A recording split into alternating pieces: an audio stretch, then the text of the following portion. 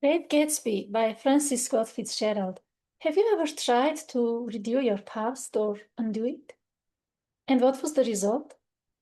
What's more important here is whether you should try such a thing, like trying to return your past. See what happened to Great Gatsby in Francis Scott Fitzgerald's novel. This novel explores existential themes, the American dream, the theme of disillusionment, the theme of endurance to disillusionment, the endurance that Jay Gatsby didn't have, unfortunately, and it costed him a life. I would like to delve deeper into this, starting to explore the concept of past, how he tried to redo his past, and why it costed life to him. There are different types of the dwelling onto the past, and for example, first of all, trying to undo the past. It happened in literature, in many literary works. You can find this. Some heroes are trying to redo their pasts, others undo.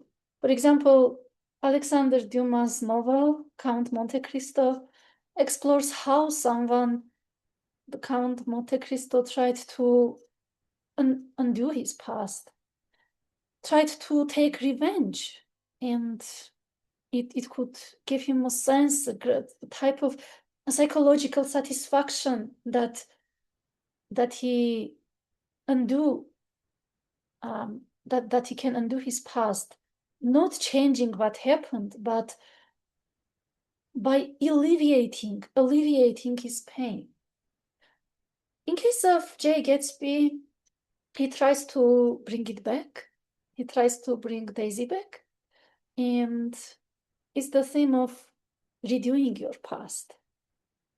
But the past cannot be returned and shouldn't be, because present and future have more of authorities. You should have greater influence on your present and future rather than on your past, because technically speaking, past is an outdated podcast. Past is something recorded, metaphorically speaking. Past does not exist anymore. In terms of existential thinking, Gatsby, the symbol of green light in the work, it shows in the novel, you can read how Daisy reflected for hours near the water, and the sound of the water, the nightly atmosphere with stars, and that reflective, meditative state, and the green light symbol, which is not literal here. And the green light symbolizes not literally crossing the road, but it's all about the existential streets of life. The existential streets of life are different. They can be deceptive. It was like green light, but it was an illusion of green light. It was red light, actually, but illusion turned it into a green light. Gatsby should have believed that he couldn't bring his past back. And I would like to focus on another type of past, trying to make something present or future, but it is only past. It can only become past. For example, a famous novel called the Goethe's novel called Sorrows of Young Werther, one of the greatest works in human history, in literary history, and also philosophical history, because it's highly philosophical. The Sorrows of Young Werther, here the character, young Werther, tries to keep Lotte in his life, but he should have moved on. He should have focused on his present and future. So it should have become past. This is the third type. So redoing the past, undoing, or making present past. You should be able to move on. because future has greater power, and unrealistic things shouldn't become part of your present or future. I sometimes in my classes at the medical literature club that I'm leading, I ask my students about, when teaching this novel, because it's a pivotal work, one of the most iconic works in American literature. I ask my students about past, present, or future, which is the most important for them. And most of them answer future, or at least the present, because you have control over it. And the past is something that no longer exists. This work, a bit about historical aspect.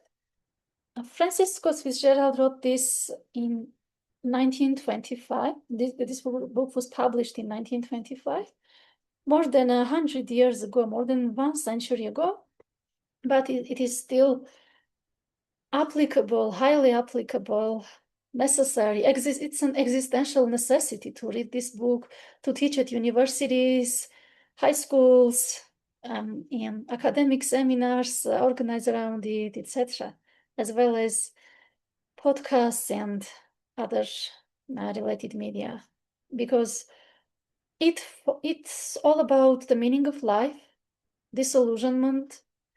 One of the key aspects of the book is disillusionment.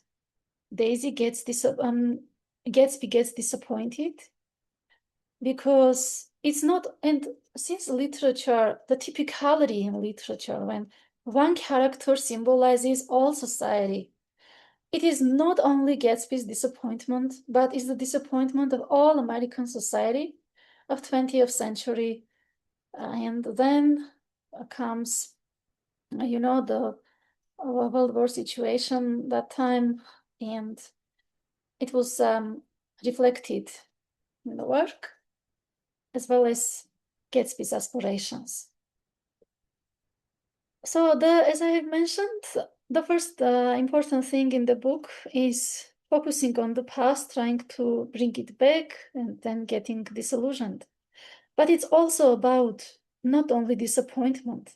It's not only the collapse of castles, air castles, so to speak, the collapse of unrealistic things, but it's also the revelation of American society, is the revelation of 20th century humanity who had American dreams, and how materialism took over anything emotional, anything spiritual. Materialistic thinking is criticized here. What refers to Daisy's character, for example. Daisy symbolizes that luxurious life was her priority. Daisy actually symbolizes existential emptiness, when the meaning of life, everything is focused on your wealth, focused on money, but money is not everything. Money is one of the basic aspects of human life, but it's not its constitution. Money shouldn't be an existential constitution. It's just one law in that constitution, and it's important to understand. The symbol of green light, as I mentioned, is very important in the book. It's about whether you are able to cross the existential streets of your life, whether you should cross, or whether the thing that seems to you green light is really green. Maybe it's red, but illusion turned it into red, and this illusory nature may mislead you. You should understand that better to better organize your existential journeys. Another key aspect in the book is the concept of the American dream.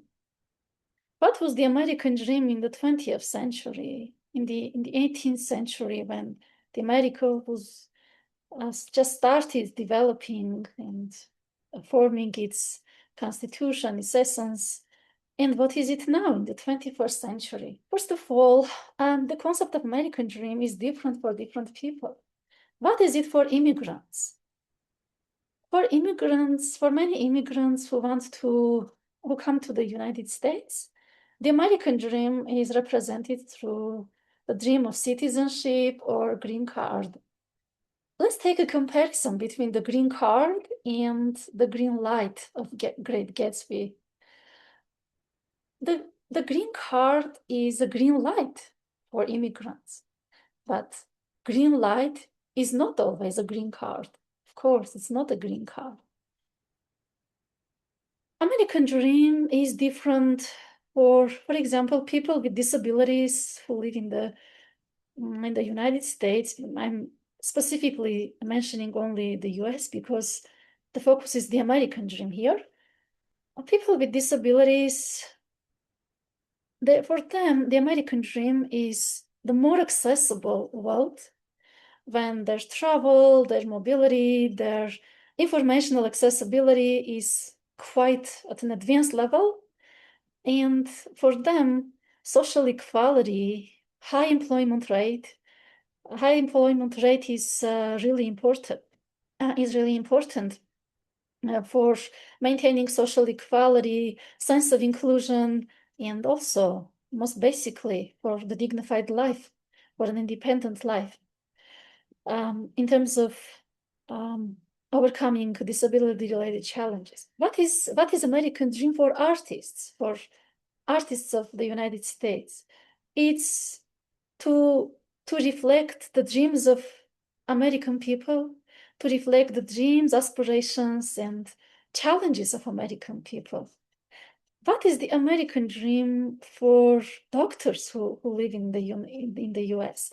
For them, the American dream is to find innovative solutions to illnesses that haven't been cured for centuries.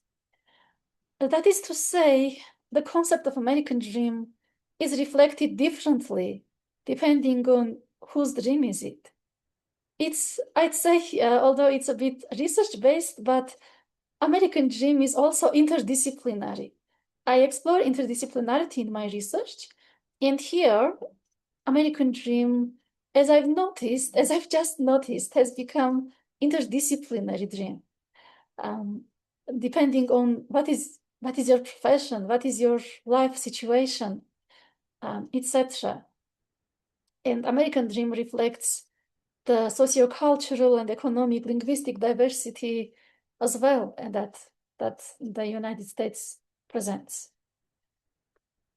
And one important thing about this, when we say American dream, we immediately associate it with the future.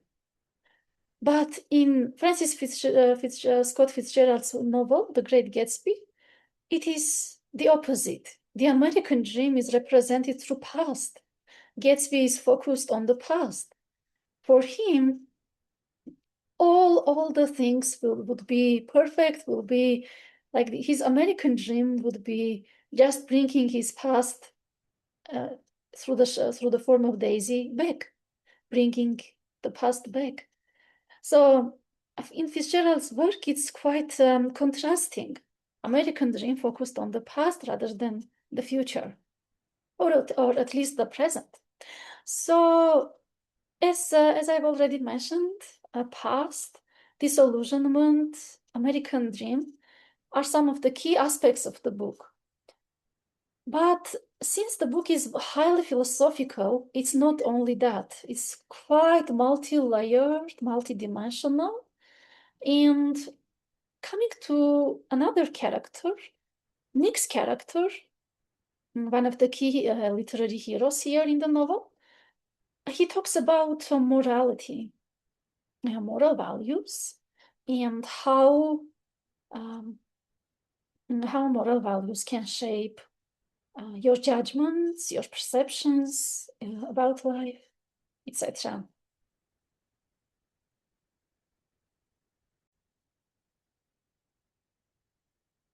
So, summarizing, and as I mentioned, the moral values, as Nick mentions, a famous quote in the novel is said by Nick. He says, moral values are not distributed equally in society. So it depends on individual consciousness, individual perceptions, and individual philosophies. There are individual and societal level philosophies, if not cosmic level. So the book is highly philosophical, as I mentioned, and overall, it reflects existential thinking. And what is existential thinking in literature overall? It's all about dwelling on the meaning of life, dwelling on the meaning of human existence, why you are here, what are you doing here, what would what should the world be the ideal way for you? What is your ideal imagination of the world? Here, I'd like to quote John Lennon, his Imagine, famous, the song of the millennium, as mentioned once in an event or an article. So it was classified as such as Song of the Millennium. It's all about a better existence. Gatsby also wanted better existence through returning his past, through redoing his past, but he was mistaken. Past is something that pulls you back, but life is future-oriented, life is future-centric, and you should focus on your future, trying to reconstruct it, rebuild it in your own way, aligned with your values and goals and your aspirations. There can be the symbol of green light, returning to the concept. It can also symbolize hope, not only something between your past and present, but also it's hope. The symbol, the color, and the green color and light are hallmark symbols of hope. So Gatsby did hope, but it was a kind of dangerous hope. It was because it was illusory. It was not true, and he shouldn't focus on that. That's important. In the novel, Gatsby is mentioned as Great Gatsby. Why great? Can human being be great if only if human life is bounded in time and space? Isn't it the only big thing or infinite thing, the universe in the world, not the world, in the a sphere, quite existential sphere, so to speak. But on the other hand, human is considered as micro-universe, as micro-universe. So, like reflecting the universal realities within us. But on the other hand, again, it also depends on the person. If you are a surface level person, if you don't like to delve deeper into the nature of things, you get on that surface level perception of life. But if you delve into the deeper things, the nature of things, everything may change, and you start seeing deeper things in the symbol of green light. And as I mentioned, American Dream, one of the key aspects in the book, one of the first writers who talked about American Dream was Scott Fitzgerald. Why did he choose this topic? Because he already sensed that America should have its dreams, its national dreams, its artistic dreams, its medical dreams, interdisciplinary, as I mentioned. But on the other hand, the concept of dream is different. Dreams can be individual, societal, national, cosmic level, epistemic dreams. For example, when you're dreaming about to getting a PhD, it's nothing more than an epistemic dream. If you want to become a famous singer, it's an artistic dream. Dreams are different, but one thing is clear. the realization of your dreams will help you cross the existential street where the green light is lighting, when the green light is shining. The green light of Great Gatsby, who wasn't able to cross the road. And it's a complex theme. Many philosophers, many literary critics tried to finalize the ideological content of this book, but they just shared their thoughts, which were valuable contribution to literary studies, but nothing was final. And as a hermeneutical circle, hermeneutical studies, or the study of interpretation suggests, there is no final interpretation. There is no final perception of literary texts.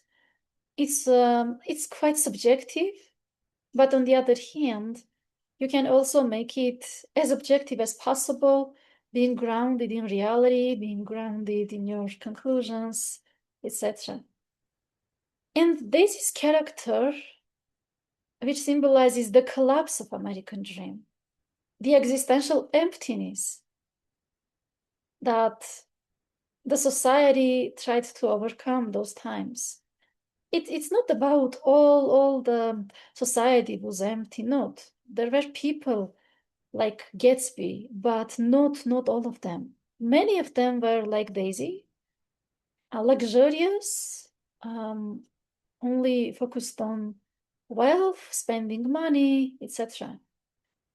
But there were also people like Nick. Nick's character, who is reflective, who dwells on the existential meaning of life. It's a different story.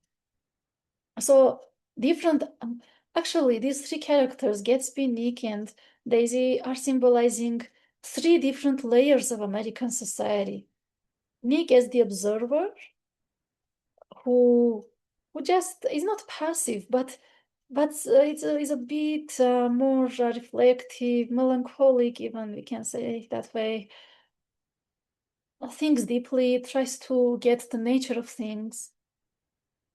Gatsby, who organizes great parties, have many guests at his house, but when he dies, he is no longer great because, as mentioned in the book, people are not there to drink his wine. No one comes, and that's a double tragedy. That's the tragedy of existential disappointment. He was great as long as he was useful for parties. That's really painful. And I'm not talking about the existential emptiness, the vanity of Daisy. She is quite embodiment of metaphysical emptiness. That's really important in the novel. And the novel is quite rich in quotes, beautiful imagery, especially the imagery of green light, which is not just crossing the street. It's an existential light. It's the light of hope. It's the light of power, or maybe the light of illusion that makes you think, oh yes, you can return your past, but maybe you shouldn't. On the other hand, it's mentioned in the book that Gatsby would be very poor without his past. Yes, because he had a military background. He seemed to have studied at Oxford. Really, his past is part of his identity. I'm not saying he should have forgotten his past, not at all. But remembering your past and trying to make it your present are completely different things. And it's important to be realistic about your existential opportunities, about your place in life, in the world, and your choices. Because not everything can be controllable. And one of the greatest things that is almost completely out of our control is the past. But on the other hand, you always want to return your past if it was something beautiful or meaningful. It's more realistic to focus on the present. Technically speaking, past is a recorded podcast or an outdated podcast. Present is a live stream. Yes, it's live streaming. You are doing at this moment whatever you are doing. And future, maybe we can compare with scheduled meeting and things, activities that you plan for the future is nothing more than, technically speaking, scheduled meetings. So you can already see how technology affects vocabulary, and I'm not delving into the terms of AI, the AI-related terms. Otherwise, this video will become completely technical. So to sum up, The Great Gatsby is one of the cornerstone, is a cornerstone of American literature, one of the most influential books in American literature and overall human history. Its existential themes, the theme of disillusionment, the theme of existential despair, trying to return your past, and the powerful concept of American dream, all make the combination of this all make this book quite enduring at the time and becoming part of eternity. You may share your thoughts in the comments, and you may also subscribe to my channel to follow future reflections regarding philosophy and literature, as well as to help the growth of this channel. Thank you for watching.